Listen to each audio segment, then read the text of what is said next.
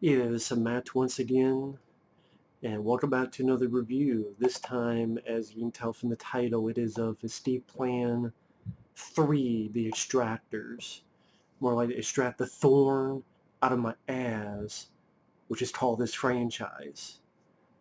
And I just, of all the films that could become a franchise, Dear Carter, or Cobra, Tango and Cash, but this is the film that gets a franchise, that has a trilogy now. All shit. The first Escape Plan, if you liked it too strong, there was nothing special to me about the first Escape Plan. I saw that in the theater. Hey, Stallone and Schwarzenegger are finally going to be together, and I wanted to leave because it was so boring. Escape Plan 2 is one of Stallone's worst films ever. It's not the worst. I was to say Spy Kids 3 is still there for number one, but it's close. And in this film, from a different director who did not do the first two. And this film is only marginally better than the second film, only because Stallone has a bit more screen time. And Devon Sawa, yes, the guy who was in Final Destination, Idle Hands. I like Devon Sawa as an actor. He plays the villain, and he wasn't that bad. Like Devon Sawa, he wasn't that bad in the film for what he was given. He was given a crappy script. It was a cheap ass film, but you get shit. You try to turn to Shinola. It doesn't always work out, but I think Devon Sawa did the best that he could for the crap that he was given. Now it's funny. This film is an hour and 27 minutes, and it had so little story, so little stuff that 10 minutes of this film are the end credits. Where literally is one of those things that you saw back in the day when they would like show each like name separately and footage from the film, and then they have the black with white, black screen, white credits, and you repeat the stuff you already saw just to lengthen the running time. So technically this is an hour and 17-minute film if you took out the end credits. And it just made you go, why was this even made in the first place? I guess because Escape Plan 1 did well overseas. I guess it did well in the Asian market because the second one and this one cast a lot of Asian folks in it. And that's fine, but I don't give a fuck about any of the characters. And it seems like a really nonsensical way to get a movie done. I know it's all about the money, but sometimes you gotta look at it and go, is this worth it? And with Sly, I'm a Stallone fan. I wear a Rambo cap in every video I do. My username has Rambo in it. You see a Cobra poster right there. I'm a Stallone fan, but I'm losing a lot of respect for Stallone. I mean, not for the stuff he's done in the past. I loved many of his movies in the past, but from in reality, he's doing an evening with Stallone where he's charging $1,000 to get a selfie with the guy, which I would never pay, to films like this, Steve Plan 2, Backtrace. That's why I don't look forward to Rambo 5, because Rambo 4 ended it perfectly, and look at the shit he's doing. Oh, Escape Plan 2, Stallone said that's the worst, and this one's so much better. It's not that much better. Now, again, to the film itself. It's funny, I'm watching the film, and there's one of the multiple logos of companies at the beginning. One had a mouse riding a lion. And I'm like, I'd rather watch that fucking movie than the movie I'm currently going to watch. And then when I saw the film, I'm like, yes, I would rather get that fucking movie of the mouse riding a fucking lion, and not the fun riding, as in riding. If it was the fun writing, it would hurt. But the actual writing, I'd rather see that movie because it'd be cute. A mouse is friends with a lion, and he's riding it like a horse. See how fucking shitty this movie is? I'm thinking of other stuff like that. But the plot of the film, the daughter of a Hong Kong tech model, can't even speak right with this film. This Hong Kong guy who I guess he knew Vincent D'Onofrio's character in the first movie, had some dealings with him, and he's a rich guy in technology. His daughter gets kidnapped and by the bad guys. Devon Sawa, who plays the son of Vincent D'Onofrio's character in the first movie. And then Daniel Bernhardt is part of the team. Daniel Bernhardt definitely gotten a little bit of a almost resurgence because he was in John Wick, he was in that Van Damme film, I think Kill 'Em All, then this movie. But no, he has no scenes with Stallone. You get martial artists, but don't have him fight Stallone. He doesn't even fight Batista. He just fights the Asian guy. One of the Asian guys. So this daughter of this Hong Kong tech guy, she gets kidnapped. The bad guys leave one security guy alive, gives him a little USB with the name Ray Breslin in it. He goes to Stallone's place. At the same time, this other guy, this other Asian guy, with an umbrella, he goes in and for some reason doesn't want to say anything, doesn't want to tell the receptionist anything. That's very mysterious, so of course folks try to fight him and he kicks their ass, then walks up and Stallone has a gun to his head. It's like, okay, we'll talk. It was like, okay, how do we have a scene that shows the umbrella Asian guy, which I'll call him umbrella guy because I don't know the character's name. Because there's nothing to know about the character other than he has some dealing with the daughter character that's been kidnapped. And I forgot what the hell that was, to be perfectly blunt and honest with you folks. Because this film really isn't that memorable.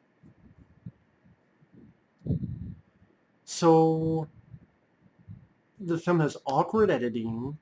Like when Stallone has the gun to the umbrella guy's head. Okay, let's talk. And then boom, cut to the security guy. He's been interviewed by cops. And through all this time of waking up, oh my God, she's been kidnapped. I better call someone. I've been taken in. He finds the USB. So apparently the cops, they don't look through your clothes or they don't pat you down in case you have any weapons or anything. You think they pat them. Hey, what's this in your pocket? What's this? Nope. All this time after, the USB is still there. And he looks at it. Oh, I better go to Ray Breslin. So then he goes there after being interviewed by the cops. Sly takes the umbrella guy to 50 Cent. He comes back because he has to be in all three of these fucking films. And then the security guy gets there. No security, I guess, in this place. This random guy can just walk in and say, you're Ray Breslin, here you go. What if he was a terrorist? What if he had a bomb? Hey, Ray Breslin, I got a present. Boom! Like, no security in this place, no anything. How the fuck did you know where Sly was, security guy? There's this Asian umbrella guy and Asian security guy, so I don't know their names. So, security guy, how did you know where Stallone was? Did no one, like, I guess, whatever. I mean, fuck, he kept a USB throughout an entire police interrogation that was in his pocket that he didn't realize until after they've interviewed him.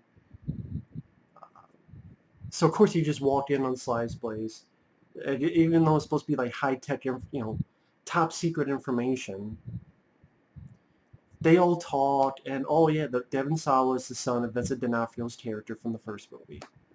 Sly calls Batista, who's in Escape Plan 2. Batista's in this film 10 minutes at most. Sly's girl, which the character was in the other films, but is played by a different actress. At least in the first one. I don't know if she was in the second movie. I know the character was, but I don't know if it was the same actress. But I think it was a different actress in the first movie. This time it's like more Sly's girlfriend. She also gets kidnapped because Devon Sawa wants revenge for what Stallone did to his dad.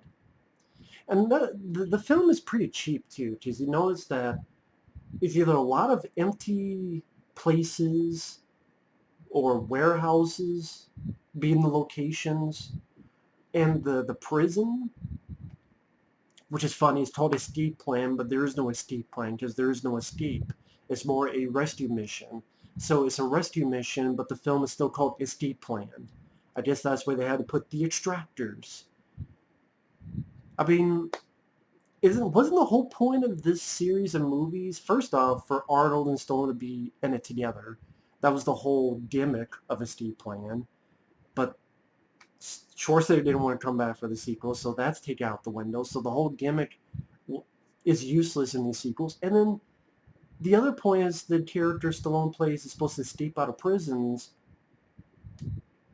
and you don't really get that. It's not even how do we break into this place. It's just, it's a big place, it's a maze, and all you see about it, I don't know if this is true. Someone told me it was the prison from the Shawshank Redemption. I don't know if that's true. If it is, it's shot piss poorly, sometimes with a yellow fucking piss color filter, or they just have the lighting piss yellow for some reason. And it just looks like a crappy prison that you would see in the multitude of dozens of prison movies back in the day, in the 90s or 80s or whatever. There's nothing special, unique, interesting, creepy, intriguing, nothing about it. So, again, it just, I can see they probably went, well, we want to be different because the first two were a bit more sci-fi, high-tech, so let's go more low-tech. But this prison's nothing special. Hell, the fucking prison from prison. Rennie Harlin's film looked more interesting than this place. And there's nothing much to them going in. Batista, I don't remember how the fuck he got in. He just walks in. And then later on the film just cuts to him in the main hallway of the prison with a gun. Sly, he goes in like these, sewer tunnels. Like big, giant, sewer tunnel. That's pretty much it. The two Asian guys, security guy and brother guy, they're on up top. They're running from really badly, I don't know if it was CG enhancements or it was totally CGI, but they look terrible, these explosions.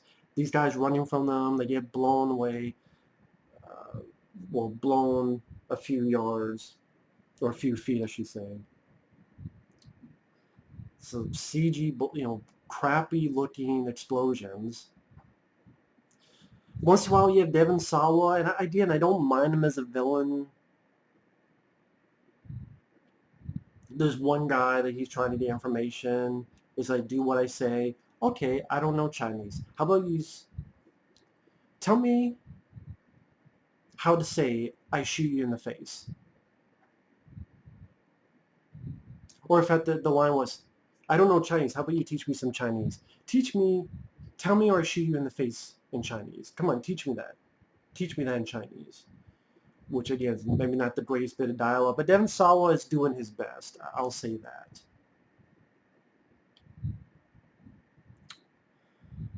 That's the one. The other marginally thing I'll give the film credit is one or two little surprises,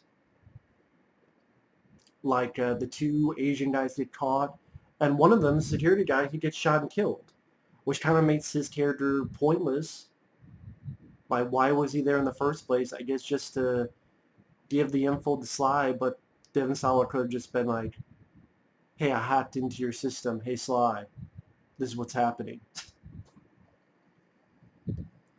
Also, the girl Sly's girl gets kidnapped, and she gets her throat slit, which, okay, I will admit that I did not see coming.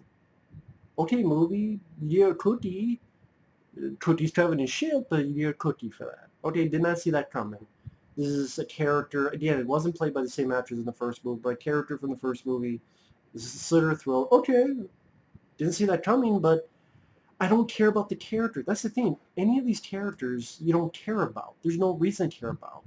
What do we all know, really, of 3 films of Ray Breslin? You get a little bit at the beginning when he was doing that drawing stuff of what happened to his family, and the guy who escaped from prison. But in the second film, he's barely in it. Here, he's in it a marginally more, but he's really given nothing to do. He reacts to seeing his girl get her throat slit. He kills a handful, literally a handful of bad guys. He stabs one big guy in the stomach a couple times. He gets a steel pipe and impales someone in the neck with CGI. What it comes out of it, cheap-looking CGI. And he shoots another. That's mainly the people he kills, those three guys. Batista comes in there. I don't know where the fuck he came from. And for some reason, Batista's shotgun, when it shoots, it looks like it's shooting firecrackers.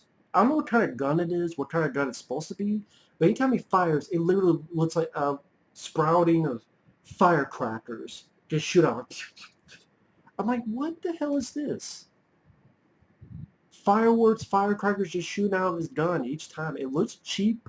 It looks fake. It looks phony. The cheap CGI when the stuff comes out doesn't help matters. Batista gets in a crappy fight where he gets his ass kicked, and then he does one thing where he picks the guy up, lands his neck on this thing, and breaks the guy's neck. Lame, crappy fight. The other Asian guy, Umbrella Guy, he gets out of his prison cell, so I guess that's the escape plan. He fights Daniel Bernhardt, kills him. Devon Sawa and Sly, they're shooting back and forth. They get into this cell. And I don't mind Sly's acting, but it's not really a fight, because Devon Sawa, you're not going to buy Devon Sawa beating up Sly. And maybe that's the thing, they didn't go that route. We're like, come on, this guy's not going to beat Sly. So it's not a fight. Sly just beats the shit out of him. And the only time he gets hit is because he lets Devon Sawa hit him. You call that a fucking hit? And beats the shit out of Devon Sawa. Literally beats the fuck out of him. And then slits the guy's throat and throws him off the barricade. Now, there's a part of me that's like, okay, they didn't try to fool us into thinking that Devon Sawa had a chance.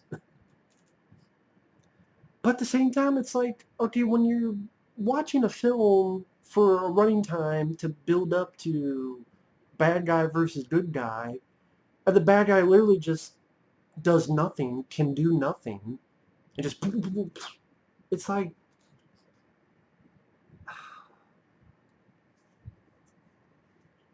when it's a hero that looks normal looking, maybe you can get away with it, like maybe like some of the James Bond movies has done that. But when it's Sylvester Stallone, I don't know, it just seemed like, okay, that was really nothing, and it was blink and you miss it and waste of my time. And then the Hong Kong daughter's fine. Umbrella Asian guy goes with her. Batista and Sly, they go off, and Sly says something like, I don't want to do prisons anymore, and Batista offers him like a job somewhere to do something else. I'm like, yes, please, no more escape plans. Yes, no more of these movies. This movie's just forgettable.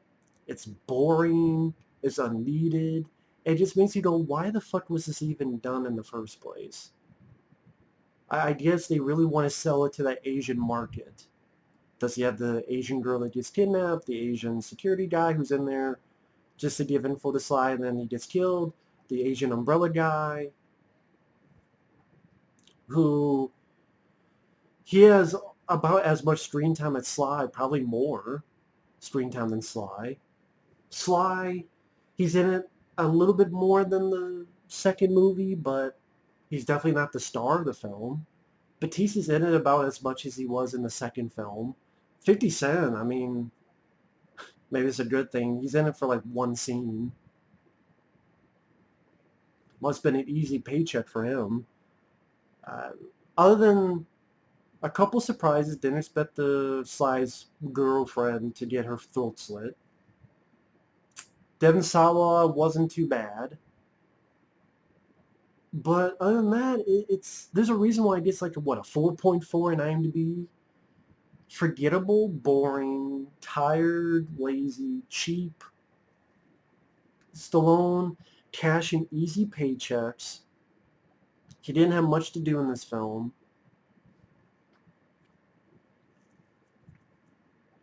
Like, really, if you look at just Stallone himself, he has a couple conversations in empty places or offices or warehouses.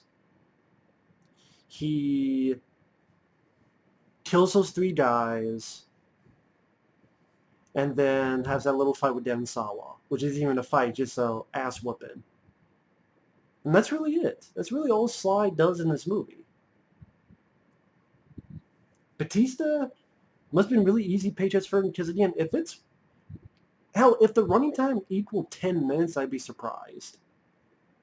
If someone actually timed it was less than 10 minutes, I would not be surprised. The musical score, I don't remember a damn thing about. The prison just looks a dirty, rusted prison that any number of direct-to-video films could have been in. There's nothing special, unique, interesting about it, like I said before. The rest of the characters you know nothing about. You don't care about them. There's no reason. Like the two Asian guys, I don't know their actors or characters' names because there's nothing to them. The big thing about the umbrella guy, he fought these guys.